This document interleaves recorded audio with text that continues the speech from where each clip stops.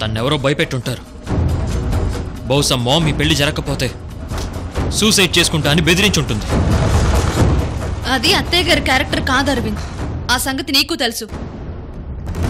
ఈ పెళ్లి ఆపమని ఇంతమందిని అడుగుతున్నావు, కానీ నీకు ఈ పెళ్లి ఇష్టమా కాదా అని మీ వదిన్ని అడిగావా? వెళ్ళు, వెళ్ళి ఈ పెళ్లి ఇష్టమో కాదో కృష్ణవేణి అడుగు. తన ఇష్టం లేదంటే వెంటనే ఈ పెళ్లి ఆపేద్దాం.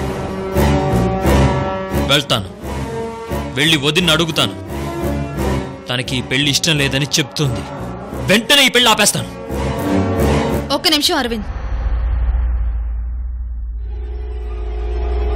ఒకవేళ తనకి పెళ్లి ఇష్టమే అని చెప్తే